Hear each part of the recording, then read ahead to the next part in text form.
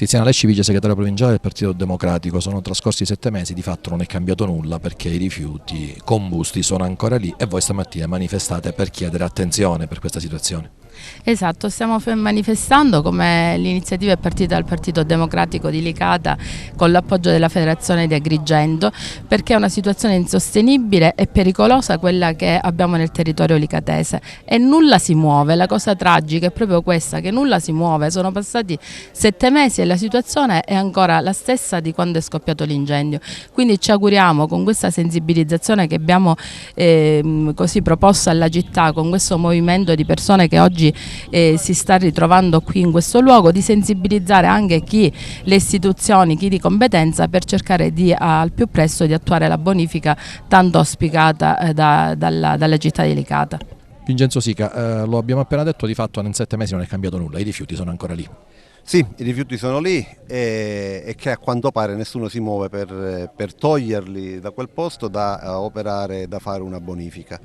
Noi come Partito Democratico ci siamo attivati sin dal primo giorno, quindi sin da gennaio, dando tutto il contributo che potevamo, dando idee, dando proposte sia con i nostri tecnici a cui ci siamo appoggiati, il dottore Cottone in primis, sia dando proposte come applicare la norma che parla chiaro su questo tipo di aree, come va fatta la bonifica.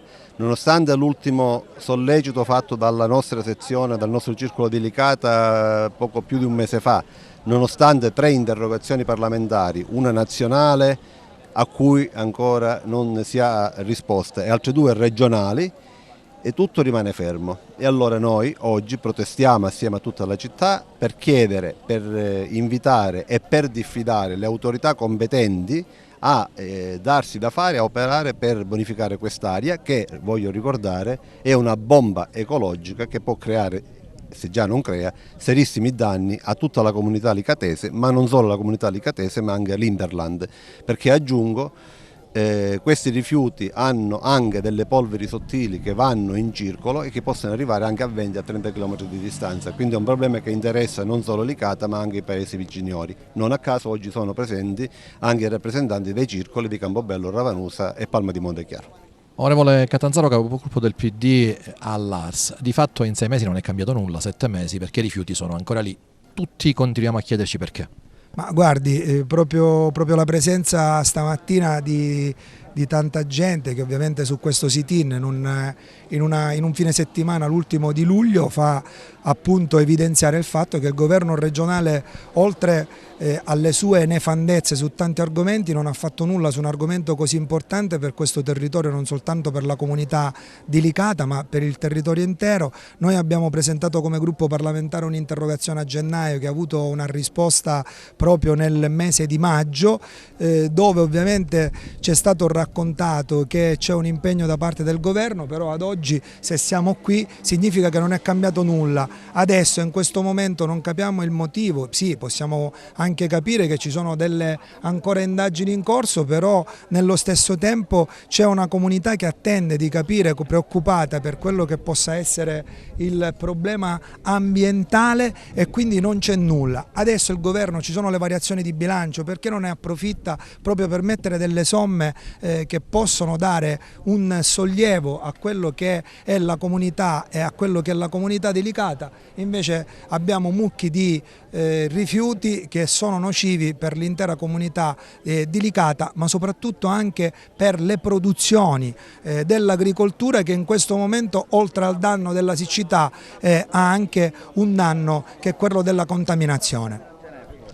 Franco Piro, responsabile del Dipartimento Economia del PD Sicilia. Ha seguito questa vicenda da quando è iniziata praticamente. A noi interessa capire a che punto è, la domanda che rivolgiamo a tutti: perché questi rifiuti sono ancora lì dopo 7 mesi? È esattamente il problema che noi abbiamo individuato e per il quale si sta facendo questo sit-in, perché nonostante tutti gli interventi che sono stati fatti anche da noi, interrogazioni, note inviate alle autorità competenti, la situazione sembra molto stagnante e questo è davvero preoccupante, anche perché ci pare di riscontrare una omissione degli obblighi che sono imposti invece per legge. Eugenio Cottone, ho rappresentato i chimici italiani anche in ambito europeo, nelle commissioni parlamentari, con delega direttamente dal Consiglio nazionale dei chimici negli anni passati. Lei è stato presente in occasione del Consiglio Comunale straordinario aperto per affrontare questa che è una emergenza. È cambiato qualcosa da allora e la presenza di questi rifiuti combusti ancora qui, che tipo di danno può provocare alla collettività? Vabbè, i danni molti non sono più verificabili perché non è stato fatto nel momento e nel tempo opportuno, ma questo conoscete già la storia, eccetera. L'unica questione da dire è che questo non è un caso isolato, questo è un errore, diciamo, sistematico dell'Italia, peraltro è stata deferita proprio in questi giorni sul campo, perché il principio è io devo recuperare la materia, quindi parto dal punto in cui io recupero la materia e risalgo il sistema fino ad arrivare ad un punto in cui io raccolgo per poter mandare al recupero.